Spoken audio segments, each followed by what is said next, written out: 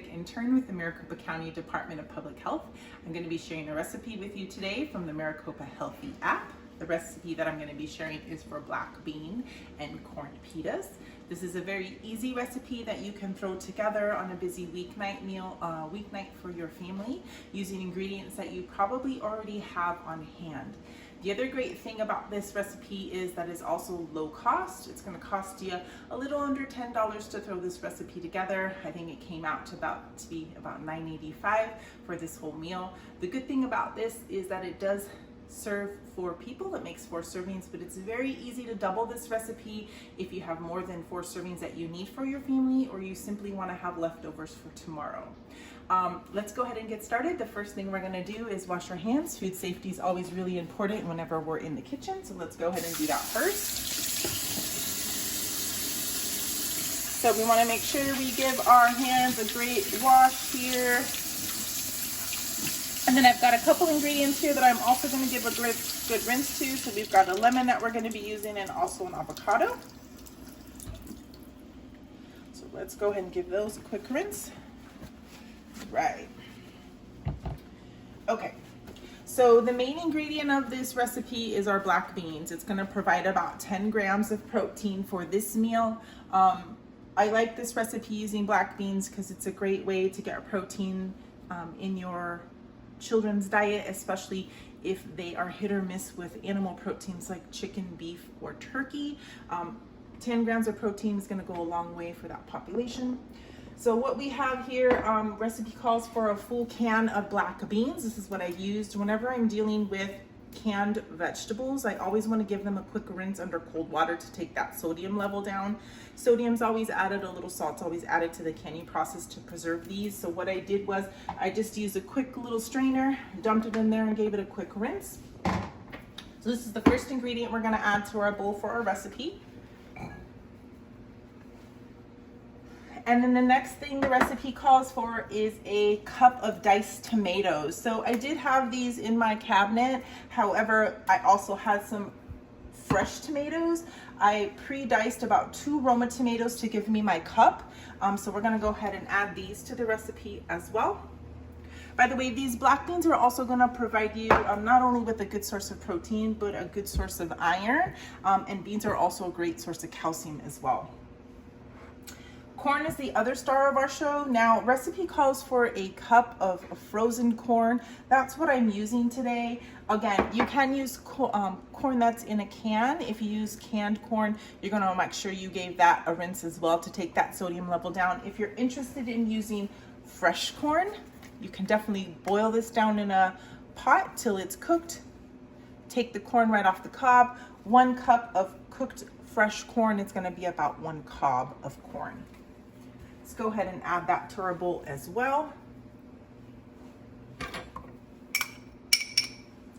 Great. Next thing we have is a diced 1 clove of diced garlic. So we're going to add that as well.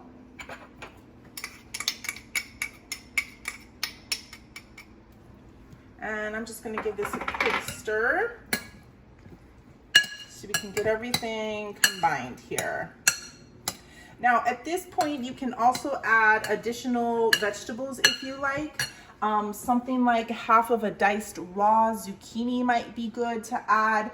A red bell pepper might also be good to add. If you like raw onions, a diced, probably about a 1/4 cup of diced red onion would also be great to add. This is a good recipe to add new vegetables to if you're trying to introduce new vegetables to your children. Children will tend to accept new vegetables if they're eating them with things that they are familiar with. So if your child is familiar with corn and beans and tomatoes, this would be a great opportunity to expose them to something new. It may encourage them to try that new vegetable in your recipe. All right. Next thing we have to add is an avocado. So I'm going to show you a little kitchen trick on how to dice an avocado in the skin.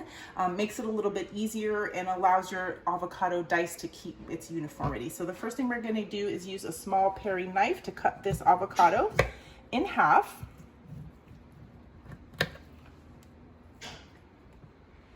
And then if you ever have avocado that's got a little bit of this black part in here, you just want to scoop some of that out. All right, so here comes the cool part. You're going to use your paring knife to make some slices gently in the skin, just like that. And then you're going to go ahead and turn your avocado and give it another slice this way to get your dice. And then to get this out of the shell, you're just going to use a spoon to scoop around. And as you can see, it's breaking up a little bit there, and then all the other pieces that haven't broke up, I'm just going to use my spoon to break up.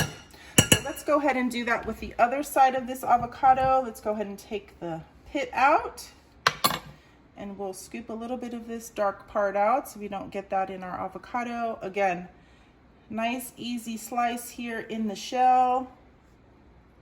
I'm going to go ahead and turn it and make your dice. The skin is very protective here, so don't worry that your knife is going to go through it. Shouldn't have a problem. And we'll use our spoon just to kind of take some of this avocado out of the shell.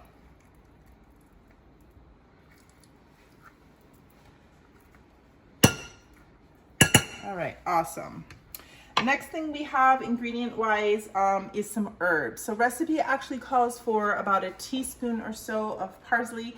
I'm not a huge fan of parsley, and I feel like this recipe's got a little bit of a Latin flair, so I'm actually going to use some cilantro. I'm going to give a couple pinches of that herb and go ahead and add that to our bowl. You can be easy or light on the cilantro depending on what your family likes. Let's go ahead and give that a quick stir. All right, we've got a couple more ingredients to go. So next thing we're gonna add is our spices. This recipe actually calls for chili powder and cayenne pepper. Calls for about a half a teaspoon of chili powder and about 1/8 of a teaspoon of cayenne pepper. So what I'll say about cayenne pepper is that it can be spicy. If you have people in your family, especially small children who are not used to spicy, I would either leave the cayenne pepper out. It only calls for 1/8, so maybe take that to half of that 1/8, or just leave it out completely. I've also added a little bit of cumin because I feel like chili powder and cumin go together, so I'm gonna add that as well. So let's go ahead and give that a shake over our veggies here and give that a quick stir. Oh, and this smells wonderful. If I had smell-o-vision, you guys would be so ready to eat this. All right, so the last thing we're gonna add to this bowl is a little bit of acid to pull this all together. So I'm gonna go ahead and slice my lemon. Recipe calls for about a teaspoon. I am gonna go ahead and use about a wedge or so and eyeball that amount and just give a quick squeeze of lemon right over the top of my veggies here. Again, we'll give this a quick stir. All right, so now we're ready to throw this together.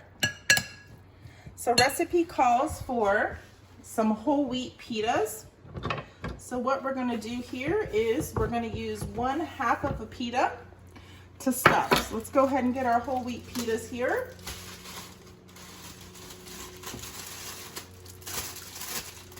Already got one that's pre-sliced, so what I did was came in a hole. I just went ahead and give that a slice.